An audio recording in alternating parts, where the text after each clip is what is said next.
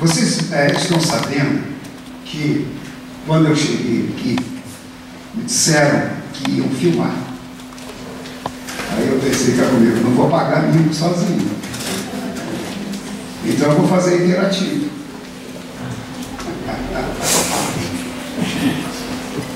E vou começar avaliando a plateia. Porque a plateia, às vezes, é muito exigente. Ela acha que nós temos que ser doutores em espiritismo para estar aqui na tribuna. Não é verdade.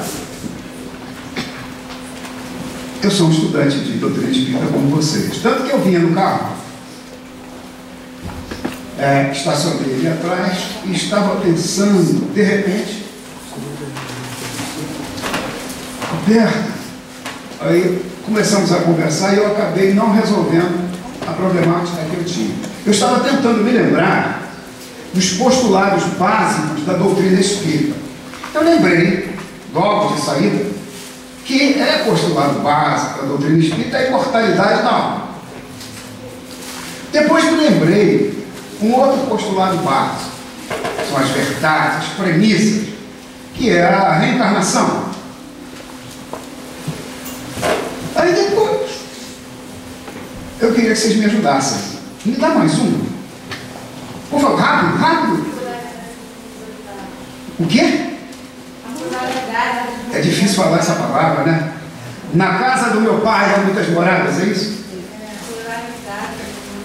Isso, na casa do meu pai há muitas moradas. Posso traduzir dessa forma? Também, né? Então nós temos mais um postulado, que bom. Tem mais algum? Rápido, gente. Eu vou pensar que vocês são tímidos. Estou estudando doutrina espírita? Hein? Comunicabilidade dos espíritos. Foi ótima essa colocação. Sabe por quê? Se você pegar o livro Obras Póstumas, existe um momento lá em que Kardec discute as alternativas, as 5 alternativas da humanidade. E ele começa falando de uma alternativa que eu chamaria de vertente materialista da ciência. Vamos chamar dessa forma. Assim como eu traduzi a pluralidade dos mundos habitados por na casa do meu pai é muito demorado. Por que eu traduzi assim? Porque a música da Tia Vilma está na minha cabeça até agora. A música da Tia Vilma. Uma variação. Vocês já ouviram o programa Educar para Crescer na terça-feira, dia 6? Fui eu que estava lá. E nós levamos as músicas da Tia Vilma. Tanto que nós trouxemos o programa gravado, e agora vou botar alguém no fogo, e entregamos para alguém. Quer dizer, se vocês quiserem cópia, é com ele, não é comigo mais. Estou brincando. É comigo aqui. É só mandar o e-mail para mim que eu mando a cópia do programa para vocês. Porque me interessa. Porque Tia Vilma e o tio Wilson desencarnaram. Antes de desencarnar, o tio Wilson me deu um CD que ele gravou, o Tia Vilma, ele no violão, ele fazendo segunda voz. É lindo. E foi um presente para minha família, porque eu tenho uma netinha que é evangelizada aqui, tem 6 anos, que é evangelizada lá na Casa Espírita, e ela adorava ficar com o tio Wilson lá no violão. Ela chama ele de vovô Wilson. Então, como eu tive essa chance de ir no programa Educar para Crescer, que é de uma amiga também de muitos anos, que é a Marilena Mota, a Marilena Mota é quem me dava a jaca. Eu tinha um terreno grande de Jacarepaguá, uma jaqueira enorme, ela sabe que eu sou louco por jaca. Então ela telefonou comigo, eu tenho jaca para você. Aí passava lá e pegava. Aí isso aí depois vocês cortam. Mas então, o programa apresentou. Como é que nós fizemos o programa? A Marilena não pôde ir, a filha acamada, e pediu a Marisa Leal. Já ouviram falar em Marisa Leal? Marisa Leal, vocês vão lembrar quando veio o programa da voz dela. Porque vocês lembram do Dinossauro Baby? De novo! Conhecem a voz da Xuxinha? É Marisa Leal. É espírita, trabalha no outro centro, do outro lado, né? Ali na Rua Getúlio. Aí eu telefonei para a Marisa e falei: Marisa, eu queria homenagear a tio Wilson e tia Vilma. Podemos fazer um programa com os postulados básicos da doutrina espírita. Porque a gente chega na casa espírita, pede para as pessoas dizerem os postulados básicos, elas ficam mudas. Parece que não estudam a doutrina espírita. Não é nenhuma crítica a vocês, porque vocês falaram. Ah, está faltando um. Rápido, gente. Olha, viu como é que é verdade? Se você não tiver Deus como postulado básico, você está perdido. Não é verdade? Se vocês não tiverem Jesus como postulado básico, nós estamos perdidos. Gente, a gente tem o Evangelho segundo o Espiritismo. Perceberam como os postulados básicos da doutrina espírita são importantes? Agora que eu avaliei a plateia, fico mais tranquilo, porque vocês sabem menos Espiritismo do que eu, estou vendo? Porque pelo menos eu sei os postulados básicos, aprendi com a tia Vilma nas músicas. Então o programa foi assim, é imperdível. formigalcd@hotmail.com. É só mandar um e-mail dizendo, quero o programa da tia Vilma. Você bota só tia Vilma, eu já sei que você quer, é a tia Vilma. Vale a pena. E a Marisa é aquela voz doce, gostosa, que vocês sabem, né? Então, hoje eu vim aqui para pedir ajuda de vocês. É verdade. Tanto que eu abri a página ao acaso e falei para o Roberto. Roberto, não foi? É exatamente o que eu vim fazer aqui. Pedir ajuda. Mas como eu sou terceira idade, eu tenho que consultar fichas, senão me perco. Ah, já sei. É que eu esqueci de perguntar para vocês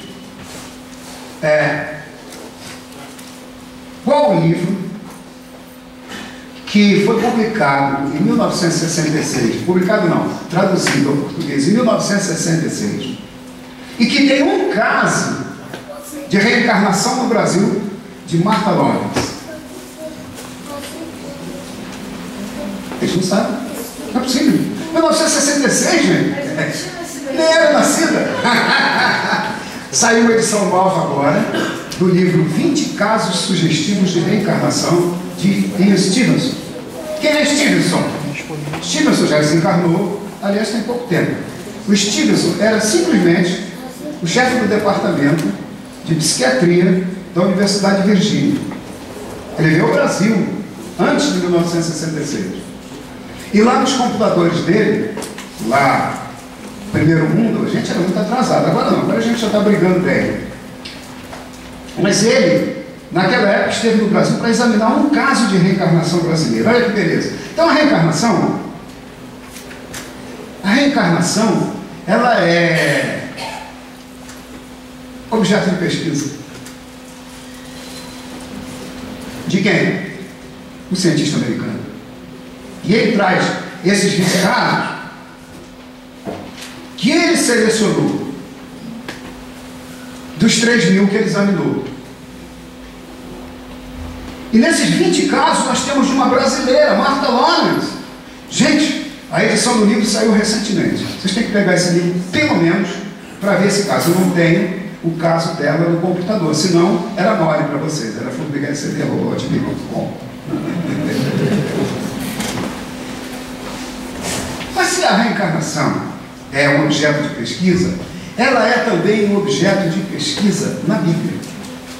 Por exemplo, qual o livro que vocês conhecem que estuda a reencarnação na Bíblia? Viram como eles são rápidos? Sérgio Aleixo. Ah, Sérgio Aleixo. Tem um pastor. Hermínio Miranda. Não, é porque também aceito Sérgio Aleixo. Mas o Hermínio Miranda é o concurso, gente. Não? Hermínio Miranda. Reencarnação na Bíblia. Hermínio Miranda. É fininho assim, mas é excelente. Reencarnação na Bíblia. Já que nós falamos em reencarnação na Bíblia, eu queria contar uma coisa para vocês. É que às vezes me dá uma dor de cabeça.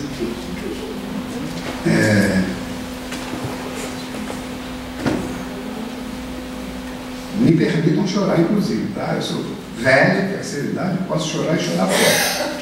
Porque a gente às vezes se emociona. É que eu fechei os olhos e estou vendo Jesus lá na estrada, caminhando. Pode fechar os olhos, vocês vão ver melhor. Vocês vão ver Jesus caminhando lá na estrada, sozinho, fazendo a sua reflexão. Quando Jesus caminhava assim pela estrada, as pessoas tinham vontade de entrar em contato com ele. No direito penal, 3 ou 4 pessoas reunidas já era quadrilha ou bando. E era um bando que se aproximava de Jesus.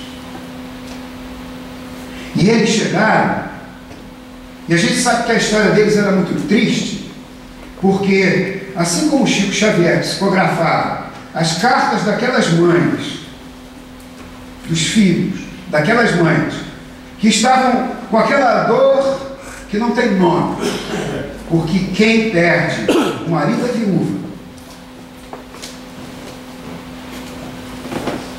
o filho que perde a mãe é órfão, mas a mãe que perde um filho não tem nome, é dor sem nome. Eu cheguei a Uberaba e fui ver. Passei aquela noite vendo Chico psicografar.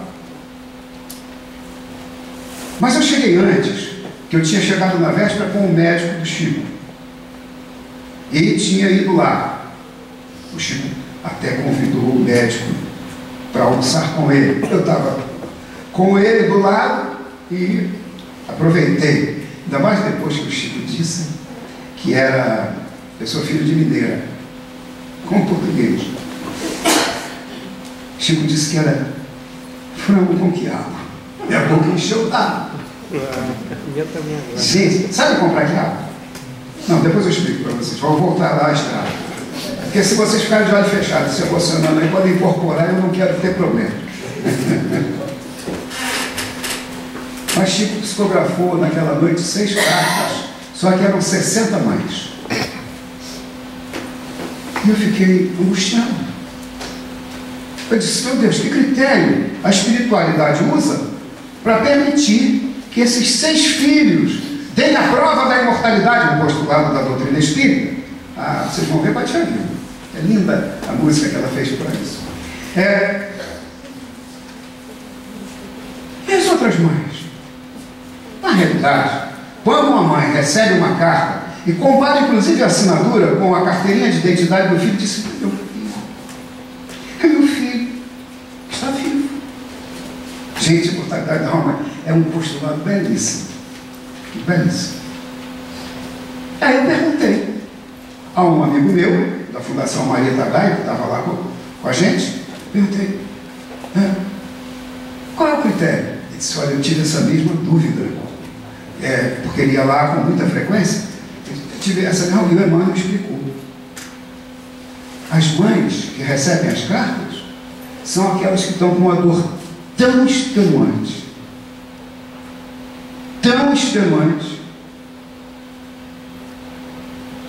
que elas até pensam em suicídio. É uma dor tão profunda. Eu sei o que é. Embora eu não tenha perdido um filho, foi um aborto espontâneo, por rubéola, nós sofremos muito. Aí eu pude entender a dor da minha mãe. Quando a minha irmã desencarnou, aos 20 anos de idade, eu era menino e ela tinha sido a minha professora primária. Ela deve estar feliz a beça, porque ela me ensinou a ler. E eu adoro ler. Tanto que eu andei fazendo umas faculdades aí. Mas eu gosto mesmo de ler doutrina espírita. Mas essa resposta que ele me deu me marcou profundamente, porque eu me lembrei da dor da minha mãe. A minha mãe estava no hospital Pedro Ernesto, tinha tido um infarto, o colega virou e disse comigo, vão me implantar uma marca-passo, mas eu entendi as reticências. Foram realmente 2 meses só. 2 meses em que nós tivemos uma convivência de mãe e filho. Eu chegava da faculdade, eu era professor lá, chegava da faculdade e minha mãe abriu os braços, meu filho, meu amor. Gente, é a coisa mais gostosa do mundo ser recebido assim. Façam isso. Meu filho, meu amor. Até o garro, meu filho. Cara desse tamanho, professor universitário, quando ele chega aí, agarra abraço. Um dia, eu estava no aeroporto, Fui pegar ele no aeroporto, ele é professor da Unicamp. Fui pegar ele no aeroporto, aí chegou no aeroporto, ele me tacou aquele beijo. A moça que estava olhou assim, porque ele é alto, assim, igual o Alberto, eu baixinho. Aí quando. Até que ele parece comigo, mas não tem bigode. A moça olhou assim, dois homens se beijando e deu aquela olhada estranha e comentou com a mãe. Mas eu tenho ouvido de tuberculoso, porque professor há muitos anos, me aposentei. Professor há muitos anos, eu sou capaz de ouvir o cara colando lá no fim. E o pessoal ficava uma fera quando ele dizia, olha, ainda colou errado, né, desgraçado, porque eu tinha uma visão. Passava assim, você ainda colou errado. Ia lá e falava, pô, ainda colou errado, desgraçado. Aí eu ouvi ela fazer aquele comentário como se nós fôssemos. E qual seria o problema? Homossexuais. Mas era pai e filho. Agora em São Paulo aconteceu isso, bateram no pai e no filho. O negócio é feio demais, preconceito é um negócio desgraçado. A gente precisa discutir isso. Preconceito com ranceniano, então, na época de Jesus, era apedrejado. Agora virou rancenias. Graças a Deus. Por quê? Os microbiologistas, a minha especialidade, tem que puxar base, graças para mim, microbiologia e imunologia. E os microbiologistas trabalharam, descobriram o quê? Sulfonamidas.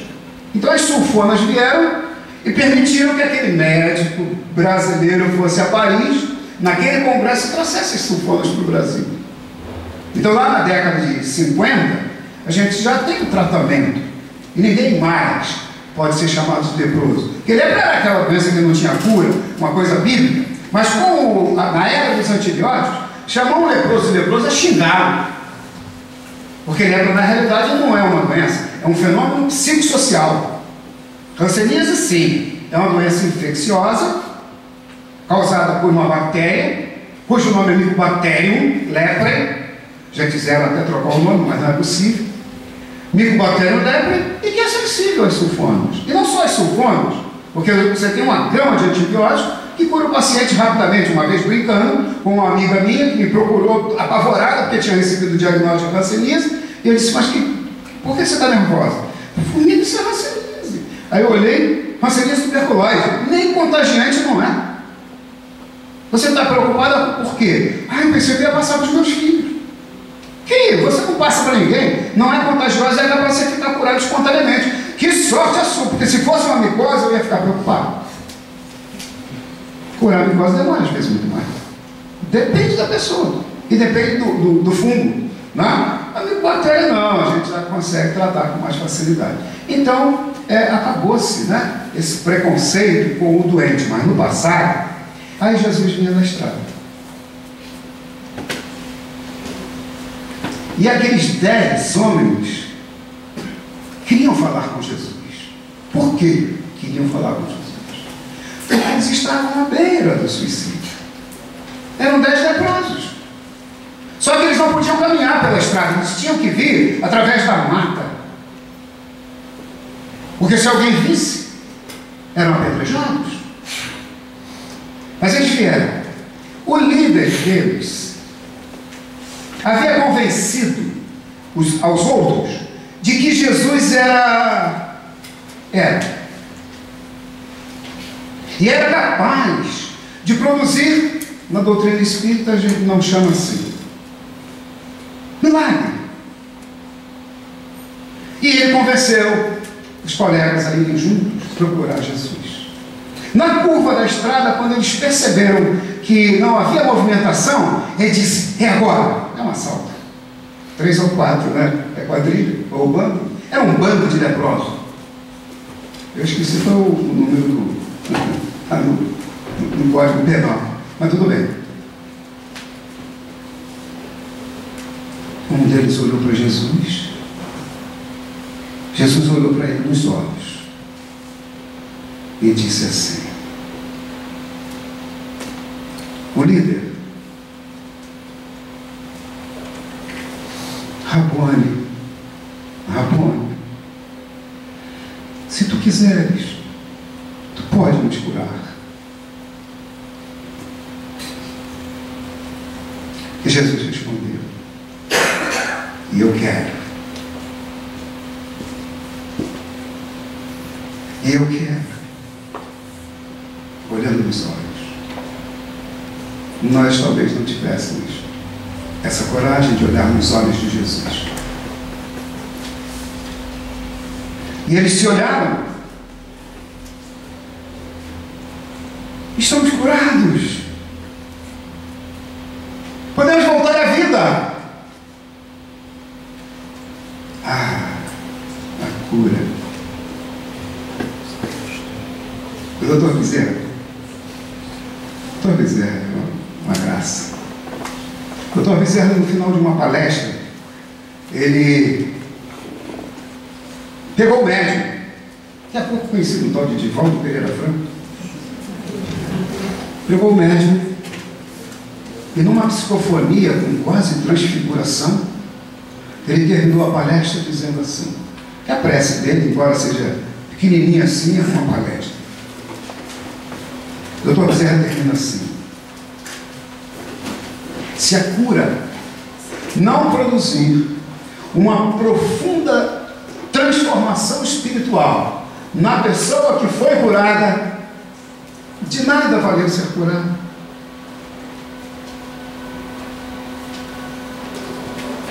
É forte, mas o doutor Bezerra é claro: uma profunda transformação.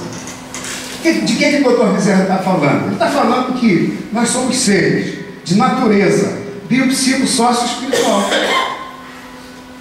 E aqui, examinando a nossa natureza biopsico-sócio-espiritual e dotado de historicidade,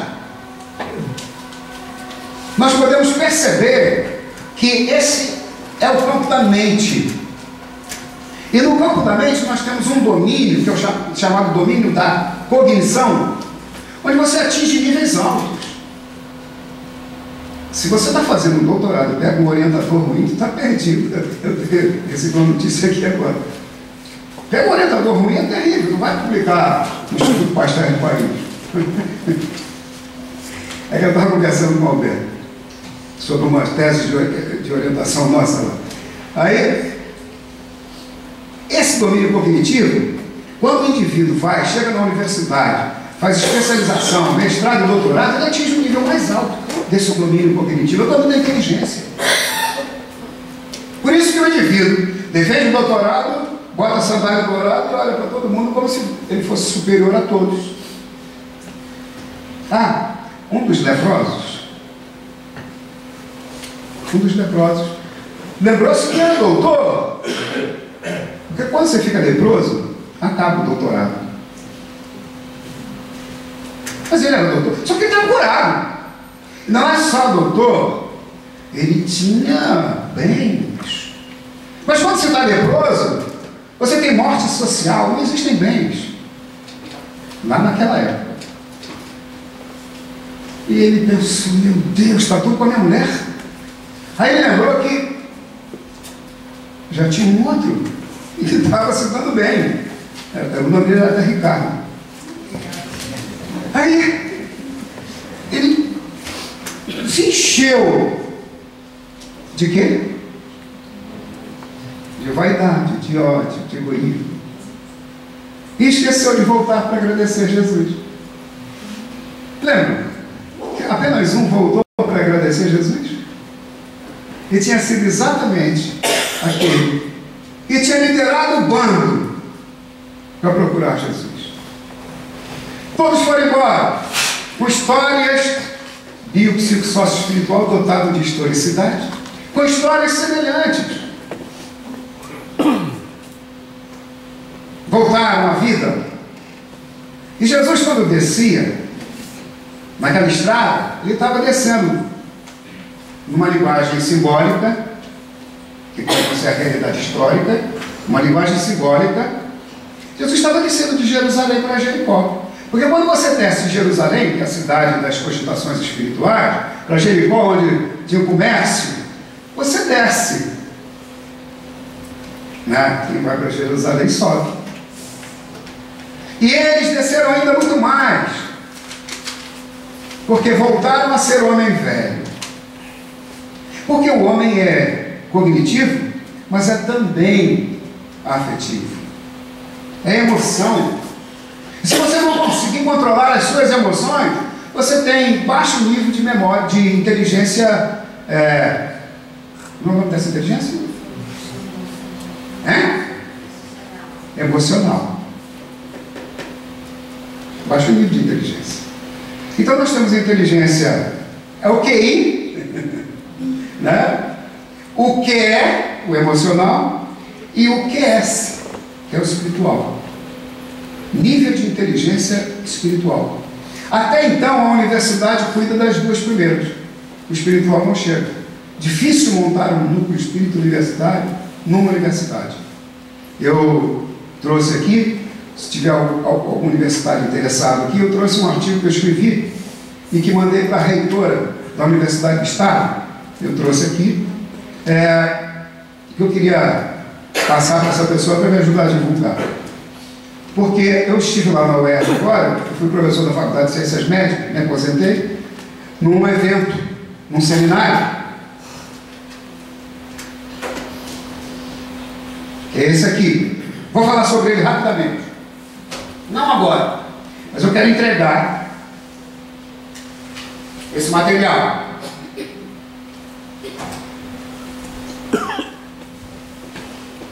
Inteligência espiritual.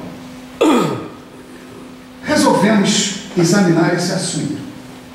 E fomos examinar, dentro do movimento espírita, analisar a vida de uma pessoa que parecia para mim ser extremamente inteligente. Eu havia conhecido pessoalmente, tinha visto o seu trabalho, tinha lido os seus livros. Aí eu fui, enquanto pedagogo, educador, melhor dizendo, enquanto educador, eu fui examinar o nível de um mineirinho chamado Francisco Cândido Xavier. E escrevi um artigo na Revista Internacional de Espiritismo, que olha, eu mando para você se quiser, que por que considero inteligente o Cândido Francisco Xavier.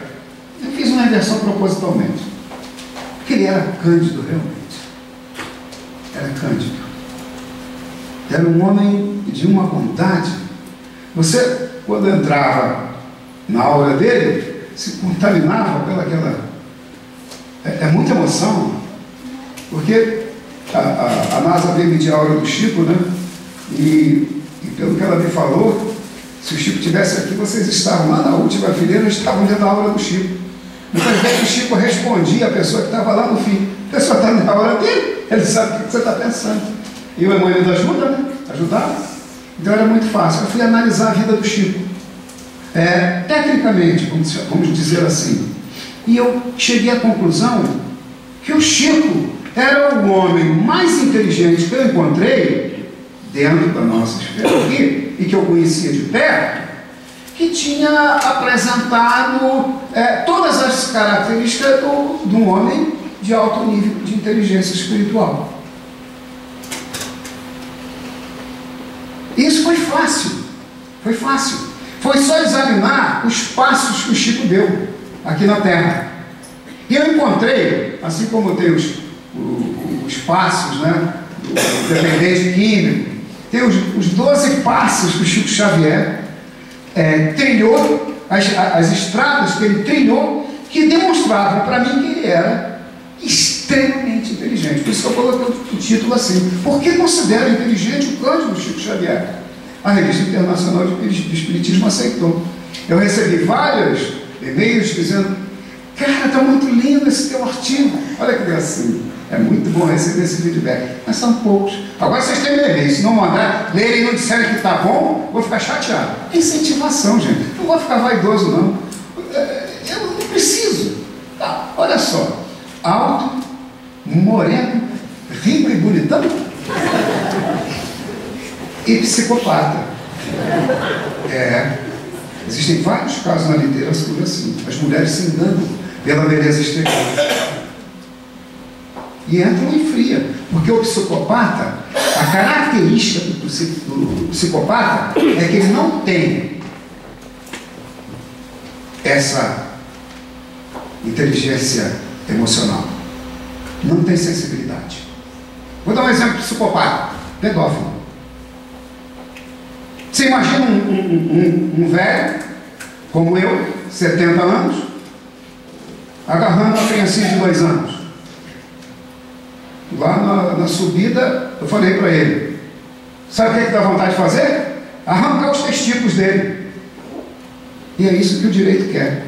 Existe um projeto de castração química. Porque eles não têm sensibilidade, não tem recuperação. O que você tem que fazer é a castração química. Existe um projeto de lei que já foi aprovado em vários países no exterior, em países desenvolvidos. Já está no Brasil. E essa é uma questão difícil, porque nas ciências jurídicas você tem que pensar também no paciente.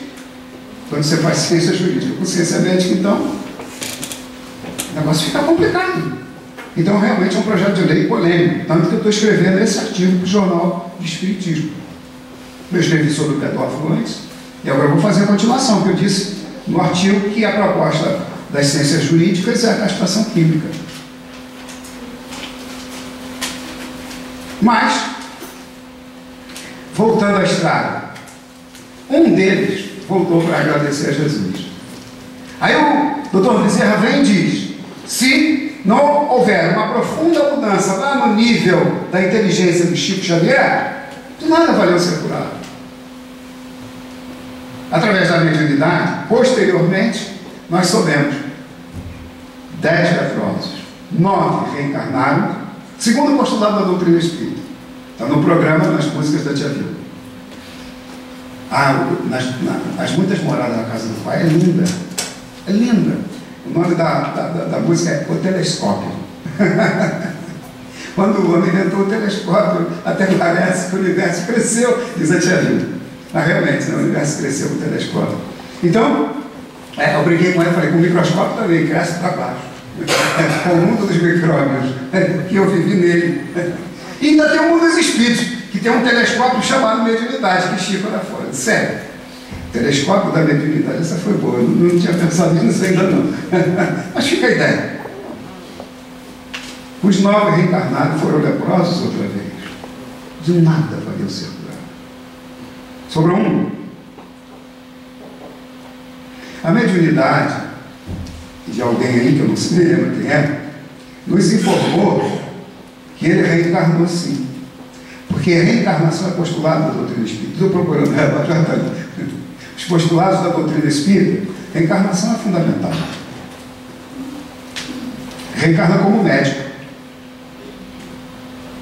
Vai trabalhar com lepra. Tinha que ser. O indivíduo que passou pela dor, ele sabe. Como eu tinha passado pela dor de ver a minha mãe perder uma filha, e eu passei pela dor de ser o irmão. Você já pensou a sua professora primária desencarnar? Quando você é criança? Estão sentindo a minha dor? Agora imagine a da mãe, que perde um filho. Ela pode pensar em suicídio. 10 leprosos chegaram a pensar. É muita dor. Ajudem se puder. É a página do Fonte Viva. Ajudem sempre. E às vezes a ajuda vem por e-mail. Eu fui fazer o programa anterior sobre dores extenuantes, onde eu narro essas psicografias do Chico, no programa do Carpar a Crescer, da Marilena. Cheguei em casa, deixei meu e-mail. Cheguei em casa, recebi um e-mail dizendo, professor, o senhor não sabe o bem que o seu programa me fez. E ela narra o caso dela. Ela teve câncer de mama. O filho acompanhou, de 10 anos, porque o marido trabalhava, ela tinha que fazer quimioterapia, radioterapia. O filho que era o acompanhante dela. Olha a dor que esse filho teve. Ver a mãe com câncer de mama. Naquela dúvida, vai morrer ou não vai? Imagine a dor de uma criança. A doutrina espírita é muito importante. E essa criança acompanhou e a mãe ficou curada. Mas a gente sabe que desordens afetivas têm repercussões biológicas. Porque o homem é um ser de natureza bio, psico, sócio-espiritual. bio e psico. Um influencia o outro influencia um. É feedback, relação de feedback. O espiritual influencia também.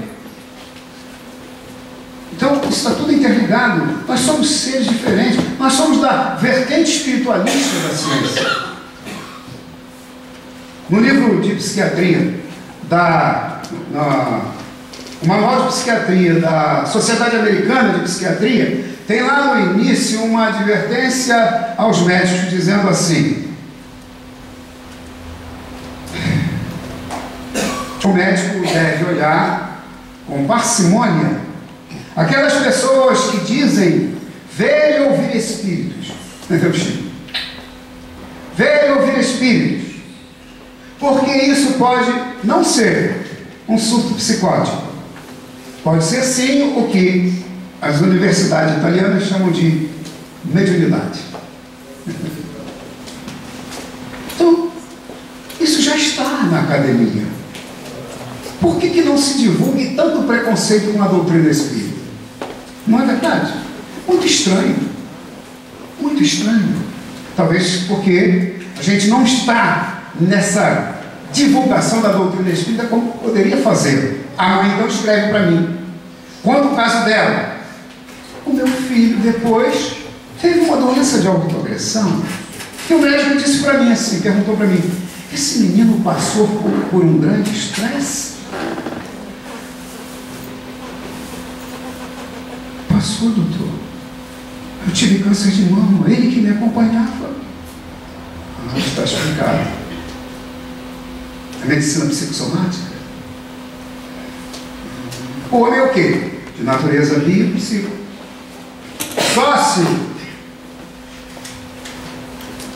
Meu Deus. Meu filho está doente por minha causa. Professor, e ele morreu. Eu não aguento essa dor. Por isso eu estou escrevendo para o senhor. formiga@hotmail.com. Eu não tenho mais vaga. Eu estou pedindo ajuda, pelo amor de Deus. Preciso de pessoas que me ajudem. Quem fez o programa foi a Marisa Leal, como disse a vocês, né? Falei: Marisa, olha só o que nós recebemos. Ela disse: formiga, não é só isso não. Bombou os telefonemas, tem muita gente sofrendo. Nós precisamos fazer alguma coisa. Aí fizemos o programa da tia Vilma. Vamos continuar essas dores extenuantes, né? Vai chegar em casa e vai ouvir o programa, né? Que eu trouxe para ele. Ele está doido para ouvir o programa. Eu sei. Tem um que ouvir no carro. Não vai conseguir porque tem que ser um computador. Aí, vamos fazer o programa? Vamos. Eu cheguei no programa e brinquei com essa mãe no programa. Disse: olha, o teu Betinho deve estar aí do teu lado. Eu falo isso no programa. Então, ele vai te prestar uma homenagem. Aí pedi a tia Vilma para cantar para a mãe. Aí a tia Vilma canta. No dia seguinte ela me mandou um e-mail, tirou uma frase da música da tia Vilma e disse: isso aqui me deu um grande consolo. Professor, muito obrigado. Onde é que o senhor vai fazer a próxima palestra? Essa eu vou na Penha. Ah, vou encontrar com o senhor. Chegou lá, não conseguiu falar comigo, porque quando eu saí, muita gente falando comigo e tal. Aí eu não vou atender ninguém hoje não. Estou brincando, gente. Aí eu disse: não tive coragem de falar com o senhor. Porque sua palestra foi tão emocionante que eu fiz uma palestra dizendo o seguinte: que quando eu chego na casa espírita, como eu era copincha do Amazonas Ervas, lá no Curupaiti, a casa espírita cresce. E às vezes eles tiram essa parede aqui e ampliam e fazem uma enfermaria. Daqueles leprosos que desencarnaram e que não tiveram a transformação. Então eles estão sofrendo na espiritualidade. Então, às vezes, na casa espírita, eles abrem a enfermaria, um médico vidente uma vez falou assim: Formiga, meu amigo particular, Formiga, eu vi a enfermaria, só que eu não conseguia ver o fundo. Era um corredor tão comprido, com aqueles leitos um do lado do outro, e tanto doente de hanseníase que não sabia que tinha desencarnado. Que o Brasil é reencarnacionista, mas outros países não são. Tem essa doença em todos os lugares da África. Eles desencarnam no mundo inteiro. muitas vezes um grande sofrimento. Não são apedrejados, mas não é brincadeira. É muita dor, é muita dor. Tanto que aqueles que procuraram Jesus, mas de nada valeu ser curado. Mais um reencarnou. Foi tratar de lepra. Foi ao congresso em Paris. Trouxe as sulfonas para o Brasil. Não estou afirmando. É um simbolismo. A informação que eu tenho é mediúnica, mas eu não posso afirmar. Eu não tenho a fonte para dar para vocês. Por isso que eu estou tratando como simbólico. Pode ser verdade. Reencarnou no Brasil. Foi ser professor na faculdade de medicina. Não casou. Porque esses Chicos e esses Divaldo não casam, porque eles vêm com uma tarefa específica. E resolveu estudar Hanseníase profundamente. Soube que em Paris estava acontecendo um congresso que surgiram então as sulfonas. E ele vai a Paris, mandado pelo governo brasileiro. Eu recebi esse número, eu tenho para Paris também. Estava contando uma coisa para ele que eu não gostei, que eu vi. Mas então, chegou em Paris, ficou feliz da vida, porque os resultados experimentais eram maravilhosos. Porque in vitro, aquela sulfona atuava e inibia a multiplicação do Mycobacterium leprae. Trouxe para o Brasil a ideia. Implantou no Brasil. A Argentina soube. E ele foi chamado a implantar os serviços de dermatologia sanitária em toda a América Latina. Hoje, ninguém fala mais dele. É só um nome de hospital. Dr. Lauro de Souza Lima. Mas eu falo. Linda a história dele. Belíssima a história dele. Porque Lauro de Souza Lima era aquele homem que tinha atingido não apenas o domínio cognitivo de ser um doutor, um PhD, não. Ele tinha equilíbrio emocional para lidar com a dor. E ele pensava, enquanto ser social, que ele tinha que cuidar dessa comunidade sofredora. Ele não tinha internet, agora até fica mais fácil. A gente pode, pela internet, ajudar muita gente. Se faz tanta porcaria pela internet, até pedofilia. Por que nós não podemos cuidar dessas mães que estão sofrendo e que escutam o programa e que vão escutar o meu programa? Porque eu sei que vocês vão tirar cópia e vão divulgar. Se não fizerem, fica entre os 9. O problema é de vocês. A encarnação existe. Estou brincando, gente. Isso aí é pedagogia do medo. Não pode. Isso está errado. Não pode ser assim. Vocês vão fazer porque vocês vão fazer por amor, não pela dor. Mas então, o Dr. Lauro tinha atingido esse nível. E tinha atingido o nível espiritual. Porque ninguém chega a esse nível se não crescer no afetivo de forma a subir do acolhimento, que é um nível muito baixo. O que é acolhimento? É um indivíduo que vem à casa espírita, fica tão sensibilizado que ele participa da campanha do quilo. Ele vem, faz a campanha do quilo direitinho, ele dá coisas. Ele faz a limpeza no armário, tudo quanto é roupa que não presta para ele dá. Mas pode prestar para alguém, né? Porque a pessoa é muito pobre, pode usar essa roupa velha. Não é? Estou brincando, gente, não é assim não, mas é valoroso você doar mesmo a sua roupa velha. Então, eu não posso nem doar, não tem ninguém do meu tamanho. Aí, existe um nível mais alto. É quando o indivíduo sobe a um nível que a gente chama de análise, é assim que eu analisei o Chico Xavier, tá? De análise do domínio afetivo, quando ele sobe a um nível chamado de valorização. Ele acha que a doutrina espírita é tão importante para ele, que ele quer passar para os outros. Aí a Tia Vilma vai e faz as músicas, os postulados da doutrina espírita. Estão doidos para escrever para mim, para receber. Aí, estudar, divulgar os postulados da doutrina espírita. Você deve estar pensando em alguém que você gostaria que estivesse aqui com você. E tem sempre alguém na nossa família que, tá bem, um dia eu vou ver isso. E a gente fica com pena de ter essa coisa tão preciosa e a pessoa não querer receber. Né? É por isso que na minha família é assim. O meu avô começou na evangelização infantil. Passou para minha mãe, botou minha mãe na evangelização infantil, em casa, porque evangelizador é o pai e a mãe, né, na realidade.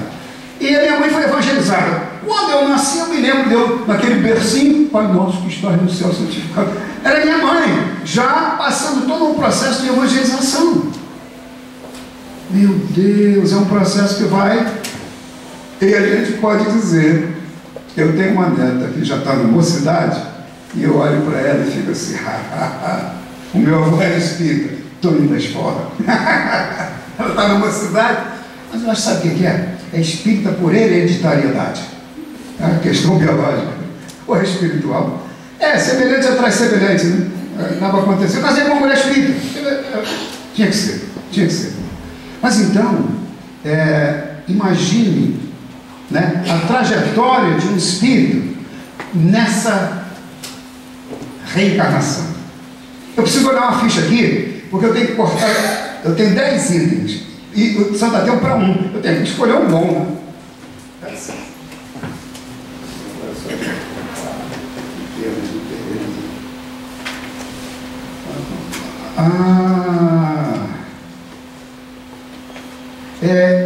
Eu queria discutir com vocês a coisa mais importante, que é chegar ao postulado básico da doutrina espírita, que a gente denomina de guia e modelo, e ensinar a vocês como Chico Xavier chegou a ser quem ele é. Eu descobri, vou falar baixinho, eu descobri, analisando a vida do Chico, que ele tinha como modelo e guia Jesus. Estão rindo? Não foi uma grande descoberta. Foi, gente. Vou explicar para você por quê. Porque Jesus é o grande mestre. Jesus não tinha PhD, nem era chamado de doutor, mas de mestre ele deixava. Você sabe por quê? Porque um mestre, ele tem que fazer o seu planejamento de ensino. E para fazer o seu planejamento de ensino, Jesus vinha à Terra para quê? Para nos ensinar. A quê? Crescer. A atingir o nível mais alto desses domínios todos. Estão aqui na minha mão. Pensando principalmente no espiritual. Porque é aqui que está a chave do negócio. Tanto que já existe, os anatomistas já descobriram um ponto no cérebro que é chamado pelos cientistas de ponto de Deus. E é o ponto que leva a pessoa a procurar o seu grande objetivo na vida, a procurar saber quem eu sou, de onde vim, para onde eu vou. Ciência está chegando lá. Analisando o bio, olha que perigo, o cérebro, acharam esse ponto. E os filósofos estão trabalhando em cima dele. Os espíritos que não são trouxas já estão examinando também. É o QS. Jesus como um bom didata, professor de didática Jesus, né? Você vê que ele ensinou de uma forma tão eficiente que fica até hoje. Né? Os ensinamentos estão aí até hoje. Kardec veio traduzir algumas coisas, é verdade. Mas os ensinamentos são de Jesus. Kardec era um missionário. E como eu tenho 2 minutos, deixa eu mostrar para vocês o plano de ensino de Jesus. Jesus veio dar aula. Montou um plano de ensino. Para montar um plano de ensino, ele tem que ter a grande meta. E aí vocês vão me responder para sair no vídeo. Qual era a meta do ensino de Jesus?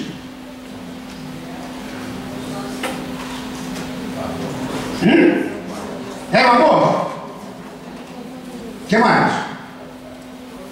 Ele disse, em alto e bom som, sede perfeitos. Sabe por quê?